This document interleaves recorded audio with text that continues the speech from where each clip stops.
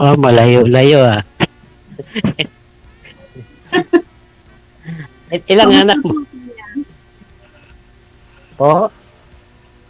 Kumusta po? Okay lang. Okay lang po.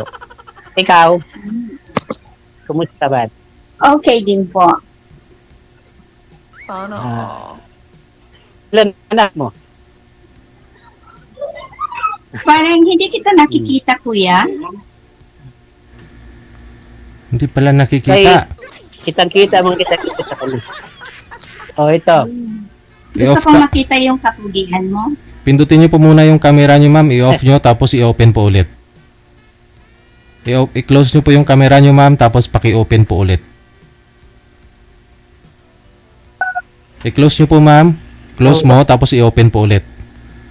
Bali, okay na po ngayon, DJ?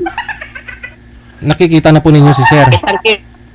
Yes, nakikita ko na po yung aking katandem na pugi. Buti lang. Sa Samar po ako, sa Samar, taga-Samar. Taga-Samar po ako. Ah, ilang taon ka na po? 50. Ikaw, Ilang taon po? 50. Ah, mas maedad po ako sa'yo ng 2 taon. Ilang taon ka na po? Ako po ay 52. Okay lang. Opo, okay Ilang ang na. anak mo? Isa lang Ilang po. ang anak mo? Ay, ganda. Oh. Ako naman, ang anak naman ay, 5. Ah, hindi po masipag. Pero mga tapos na po. Yeah. Ah, ako rin po, yung isang anak ko settled na din po siya. Meron akong isang anak na lalaki. Meron akong isang manugang. At meron po Ah. akong 2 apo. Ayan. Sa akin naman, wala na yung apo ko. Ah, mayaman tayo sa apo. Maya.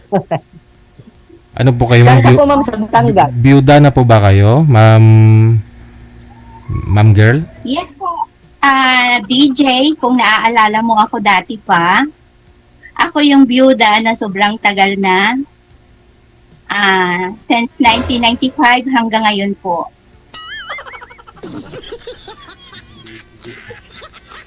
Ako hindi lang, hiwalay lang. Nahiwalay lang. 2010. Ako po, namatay ang asawa ko 1995. Naku, delikado. Naghiwalay kami 1995, namatay yung asawa ko year 2000. Naghiwalay ng 1995, tapos namatay ho siya year 2000. Sorry DJ, di kita masyadong marinig. Pero yun. Ano po yun DJ? Go ahead lang, ma'am. Sige lang po, ma'am. Ayun. May tanong ka sa akin, kuya? Ang pugi mo? Room na to. Pugi ba ako? Pangit Opo, naman eh. Ganito yung gusto kong mga kausap, yung mga puging-pugi talaga.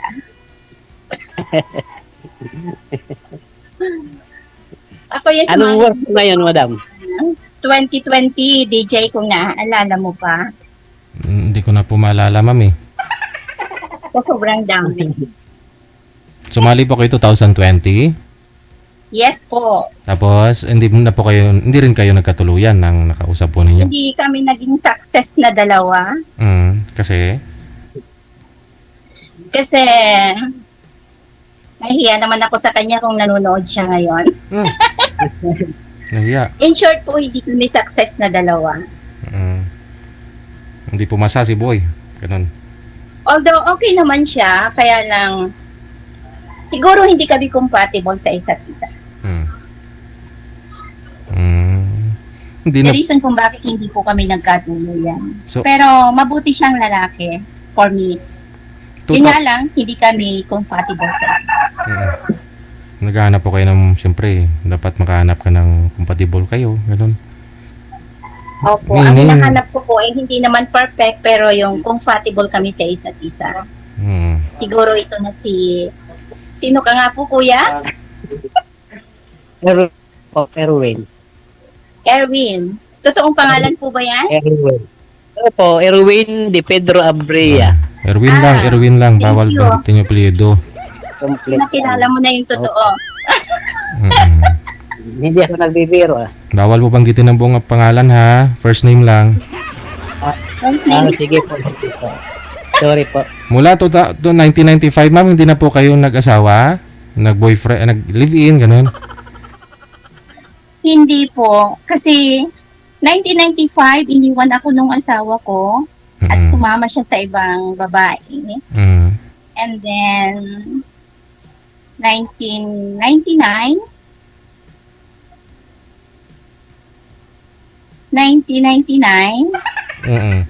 namatay siya. And then, yun, may isang anak siya sa akin. Tapos, although mahal ko siya, yung kwento ng buhay ko before, although mahal ko siya, hinihintay ko na balikan niya ako. Hindi niya ako binalikan hanggang namatay siya. At nagkaanak siya sa ibang babae. Ng 3. Tapos, nag-try ako makipag-boyfriend sa iba para makamove on ako. After nung mamatay na siya, yun yung naging katandem ko dito sa'yo before 2020 yun, DJ. Naging kayo. Sorry? Naging kayo pala. Naging kami dito sa Facebook. Then sa personal, hindi kami naging kami. Kasi once nagkita kami once, pero parang na-discourage ako. Kasi iba siya sa personal, to treatment, and then iba din siya dito sa Facebook. Noon lagi kayo nag-video So, sa call. personal kasi kaya na-discourage ako. Ang nangyari kasi, lahat ng obligation nasa akin. So, na-discourage. Obligation? Nagpapag-isip ko. Nung nagkita kayo ma'am, ikaw yung naggastos, gumastos ng pagkain, ganun? Yes. Sabi ko na eh. Ay! Tagasan po ba yun? Kasi, sabi niya, taga Cebu siya. Then, dito pala siya nakatira sa Batangas, sa Manila. Then, the time na yun pandemic. Tapos, although sa status ng buhay, mas medyo naiiba ako sa kanya ng konti. Kumbaga meron. Although ako yung medyo nakakaluwag, of course, pag yung tao mahalaga sa'yo, di ba? Yes. Ako yung pumunta sa kanya. Dito sa Maynila? And then, yes. And then, pagdating ko sa house niya, yun pala, nagre-rent siya ng bahay sa Manila. And then, pagdating ko sa house niya, sorry sa kanya, although totoo naman yung sinasabi ko, kung nanonood man siya, sana wag siyang masaktan. Kasi alam naman niya sa sarili niya na totoo yung sinasabi ko. Pagdating ko sa house niya, in-entertain naman niya ako ng maayos. At naiintindihan ko rin siguro na wala siya. Although, ako pa rin yung may obligation doon sa house niya. First day na pumunta ako sa kanya. Ikaw bumili ng pagkain, ikaw yung nagpasalubong, ganon.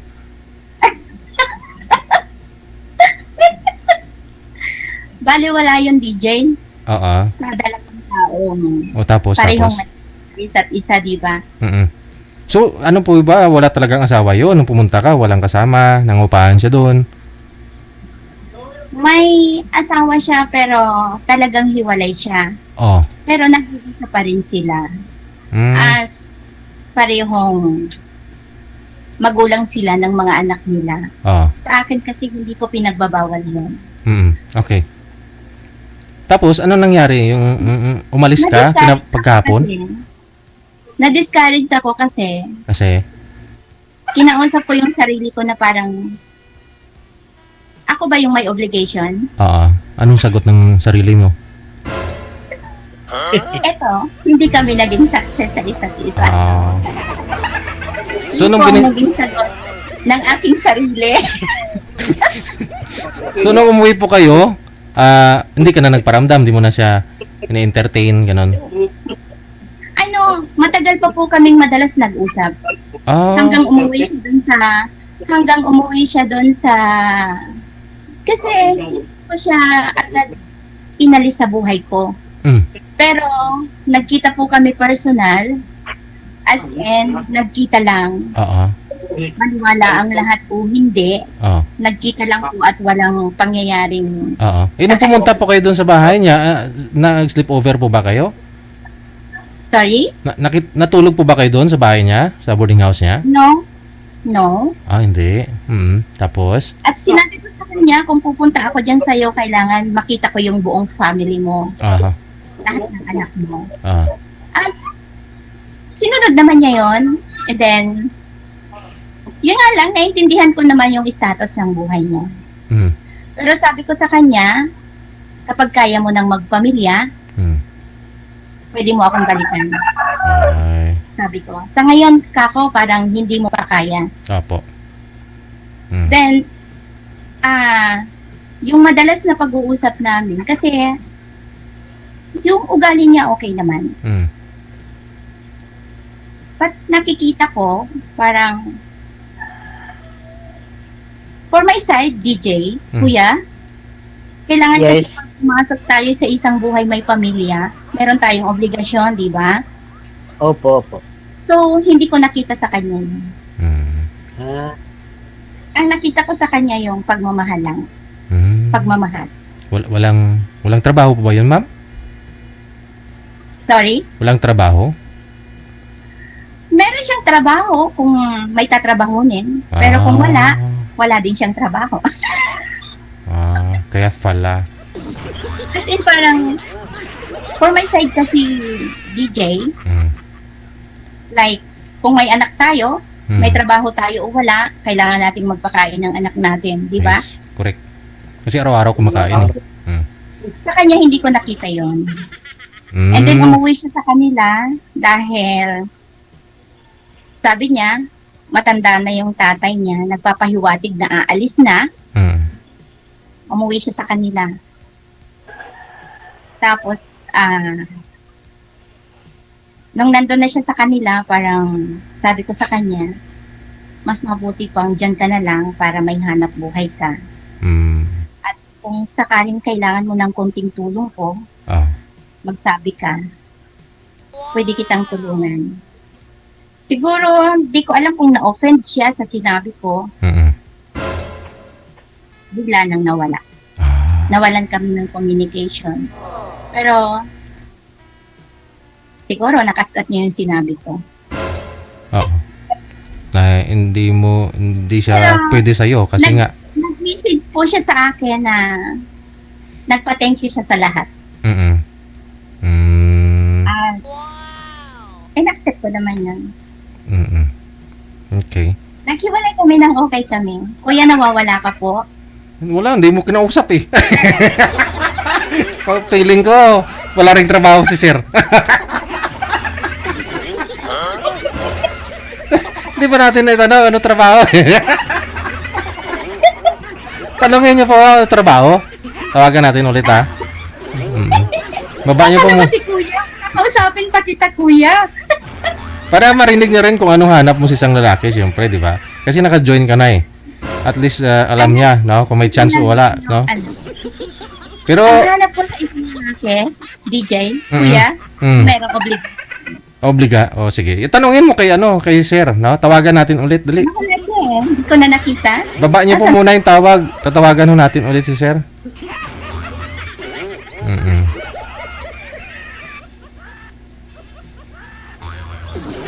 Ah. Hindi na naka-online. Hindi na naka-online, ma'am eh. Kasi siguro may trabaho na yun, nagtrabaho na muna. Hindi, ganito na lang. Kung mag-chat siya sa'yo, edi pagpatuloy niyo yung pag-uusap ninyo. Ha? Oo. Okay po. Hindi Sige. naman ako naghahanap na... Ayun, bumalik. Oo, ayun. Sige. Oh, ayun. Dito kasi sa amin, ano lang, wifi, piso wifi. Ah, Naubos yung... oo. Kaya, mamas ako nagpalod. Oo. Naghulog ka Piso pa. wifi lang kasi dito. Kuya, ako bilang isang nanay po, may trabaho o wala, meron akong obligasyon sa anak ko.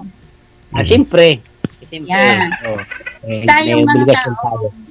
Tayong mga taong nasa maayos na kaisipan, alam po natin kung ano yung obligasyon natin sa bawat buhay na ginagawa natin. Mm.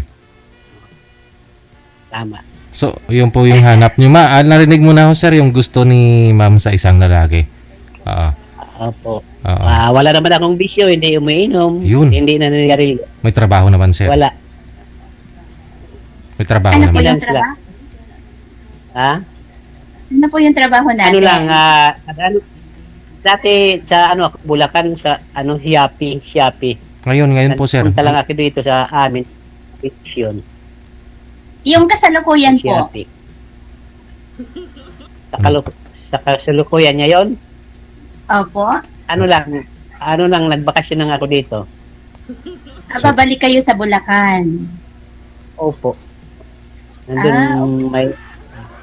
Nandun naman yung trabaho ko, lang ako dito sa amin. Sa Shopee. Shopee. Doon sa Giginto. Kahit anuman po ang ating trabaho, basta't ang mahalaga, meron tayong obligasyon sa bawat Opo. araw-araw na ating ginagampanan, ating ginagawa. Oo. Saan ka po? Sa Batangas? Lipa City po. Lipa City, ko, kay Vilma yan Opo. Thank you, DJ, dahil binigyan mo ako ng kausap na napakapugi. Oo. Napaka-responsible. Kaya talaga, pag may pamilya, may responsibilidad sa pamilya. Opo. So, ikaw po, ma'am, ano pong trabaho ninyo ngayon, ma'am, dyan sa Batangas? Sorry? Ano pong pinagkakaabalahan mo? Sa Batangas po, ngayon po ay nandito ako sa Maynila. Meron akong isang trabaho dito sa isang company. But sa Batangas po, meron naman akong maliit na business. Lang din. Ang ganda. So, naghahanap ka rin talaga ng compatible kayo, no? May pangarap sa buhay. Kasi ikaw po, yung anak mo, stable na rin, ha? Yes, ang anak ko po ay settled naman dahil siya pinalaki ko rin na medyo tinuruan ko sa buhay. So, may trabaho, stable sa trabaho niya. Hindi na rin po kayo nagsusupport sa mga apo mo. Yes. Okay. Yon. Bali, ako po, nag-iisa lang sa buhay. Oo. Ang tanging kasama ko, yung anak ko, pag pumupunta siya sa akin, family. At eto, habang nag-iisa ako, sakaling may dumating na compatible kami, why not? Ayun. At may dumating Kung wala na... naman, happy naman ako sa buhay ko. Okay lang. Sana nga. Yes, pala tayo, walang problema sa mga anak. Yung mga anak ko rin, may mga kanya-kanya na sila. Opo.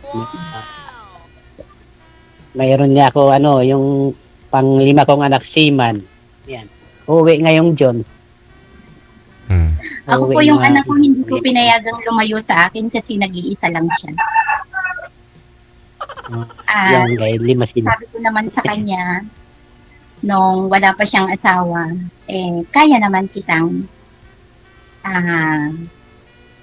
buhayin sa pang-araw-araw. Yung simpleng pamumuhay lang po. Okay. At least nakaraos sa sa isang araw. Ganyan. Thank you, DJ, sa'yo. Thank you po. Kasi yung kausap ko ngayon ay maayos. Thank you, Hindi Kuya, naman sa'yo. ako- Kasi ikaw yung nakatandem ko dito. Oh, salamat din. Salamat din. Sana. Yeah. Hope someday, sana ay okay tayo Opo. pareho. Sana. Tuloy-tuloy na. Opo. Ikaw po sir, kasal po kayo doon sa nanay po ng mga anak ninyo. Sorry po. Kasal po kayo. Opo, pero nag-ano siya ng annulment, nag-file. Mm.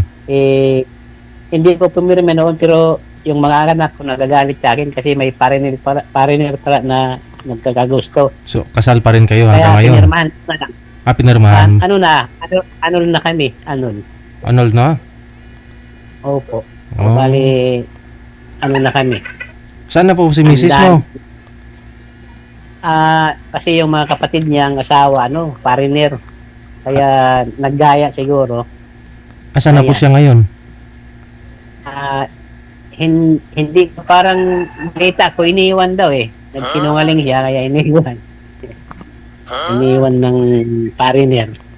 Asan po siya ngayon, sir? Pero andun sa kapatid niya. Nasawa ng foreigner. Dito sa Pinas. Ano yun Opo, siguro? dito.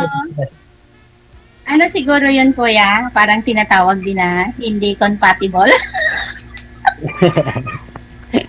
Ewan ko 21 years kami nag-asawa. Bata pa kami kasi. Nag-asawa.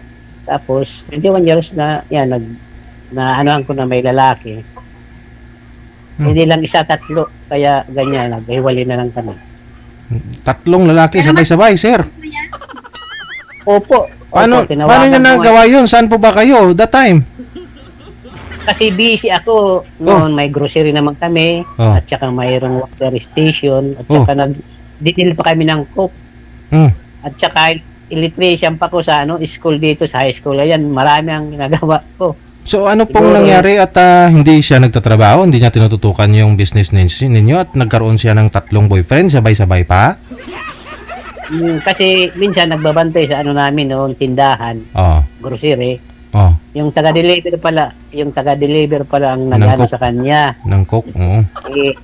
Kung nagtaka na ako, yung cellphone niya hindi na iniiwan, lagi lang kahit sa CR, naliligo nandoon. Hmm. Kaya nahuli ko ng gabi yon, siyempre pagod tayo, patulog-tulog ako. Kaya nagtataka ako sa cellphone na hindi na bibitiwan. Kaya patulog-tulog ako, ay maya, habrutin ko yung cellphone. Ang una na yung kinuha, SIM card. Oh. Tapos binalik niya sa cellphone, tapos tinawagan ko yung lalaki. Tinawagan ko, ahente sa Ariel, yung Ariel na yan tinawagan ko. Siyempre, nagalit naman ako kay ako, ang trabaho ko, kayod talagang kayod, kaya may mga high school na kami. Tapos, yan, nangyari. Naman, sa van, yung Grand Tours dito sa amin, yung pasayrosan ng mga van, ayan, huli ko rin. Yung pangatlo, kami naghiwalay. Yan na kami naghiwalay. Kaya taga doon din sa amin. Feeling ko, Kuya, napakaganda ng misis mo.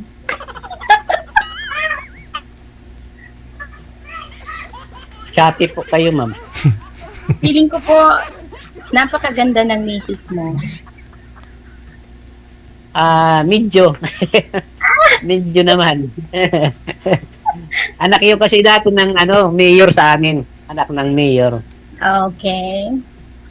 Kaya naanuhan ko, nabuntisan na yan. Bata pa kami. Grade 6 pa lang. Grade 6? Opo, grade 6 pa lang. Kami yan, nabuntisan ko. Siyempre may kaya naman din kami. Oh. Noon, 1988 nanganak. Ikaw that time, sir, ilang taon? Pangalan. Ilang taon siya? Grade 6? Ilang taon na po kayo? 13. 13. Tapos 13 lang. siya mga 12, ganun.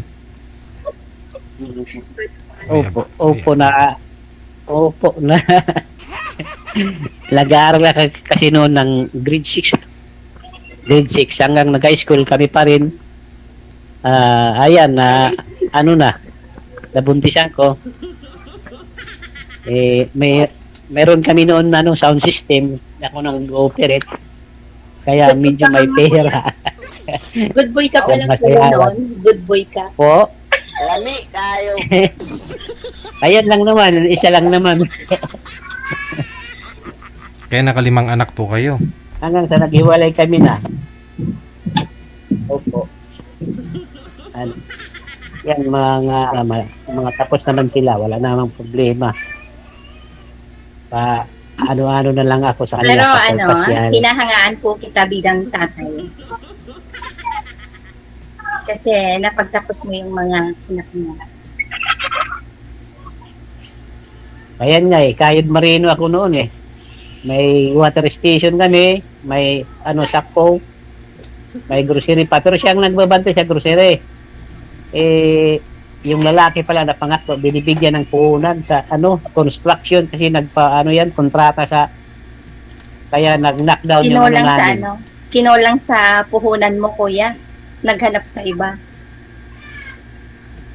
Kumbaga, Siguro. nalugi yung business ninyo, sir, kasi binibigayan na pala ng puhunan yung boyfriend niya. Opo. Binibigyan kasi nagkokontrata sa riprap, Okay. highway, yung mga riprap at saka yung mga kanal. Contractor. Yan. Yung contractor, yan palang binibigay doon. Yan, dyan na kami nag-away ng matindi. Kasi nalaman ko na inayos pala sila ng pare. Yung pare dito sa amin, yung asawa ng niya, at saka siya, inayos doon. Doon ko nalaman nang maghiwalay na kami. Okay, magaling yun. Pero Magaling yun hanggang magpatong. Magaling kasi magpatong-patong yun, sir. Hindi yun mahuhulog basta-basta Magawa ng riprap Kaya kaya nahulog si misis mo Diyan nahulog Kasi yun sila, kasi barangay councilor dito sa poblasyon namin. Kaya hindi ko alam yung kasi minsan sa isang linggo 3 beses na pumupunta doon sa bayan namin, doon sa sa sentro ng bayan namin. Yun pala ang pinupuntahan doon sila nagkikita. Hanggang sa So ngayon, kuya. So ngayon, kuya, ordinaryong tao lang yung kausap mo.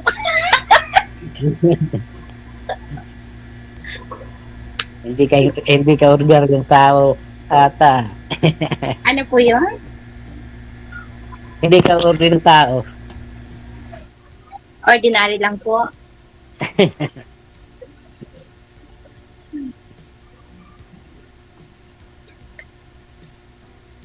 Kailan po ang balik nyo sa Bulacan?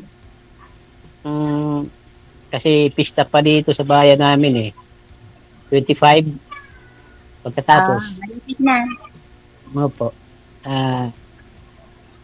Sana madaan. Hindi. Pagdating nyo, sir, pagdating mo, pasyalan mo si ma'am. Para maiba naman. Huwag mong gayahin yung nakausap po ni ma'am dito dati na siyang pumunta doon sa bahay ng lalaki. Dapat ikaw ang pumasyal kay ma'am. Feeling ko DJ parang nagmukha akong malandi noon. Ay, hindi rin naman. Siyempre, para at least di sayang yung oras, no? Hindi sayang oras na pinuntahan mo, makilala mo rin naman siya. Yung purpose mo Feeling ko Kung DJ papaya- nagmukha akong malandi noon. Kung papayag ka, ako ang pupunta sa'yo. Pero sa akin po kasi DJ, I don't know kung tama ako o mali. Sa akin kasi sa dalawang taong nagkakaintindihan, hindi dahil babae ako maghihintay ako sa kanya. Correct. Para sa akin kasi, kung sino yung mas nakakaluwag, di ba? Tama. Kasi hindi naman ako yung tipong maarte na dahil lalaki ka, ikaw yung kailangan pumunta dito o hindi ko, sa pananaw ko sa buhay, hindi ganun.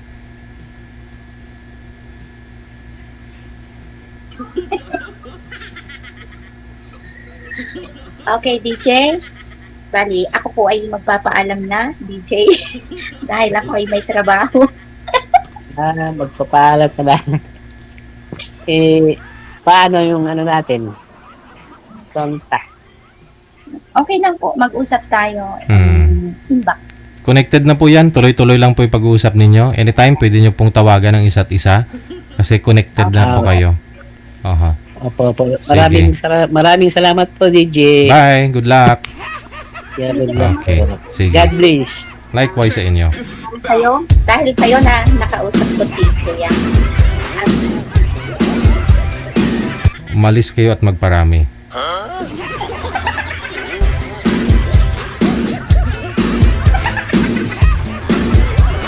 Ang tanong kung kaya pang magparami.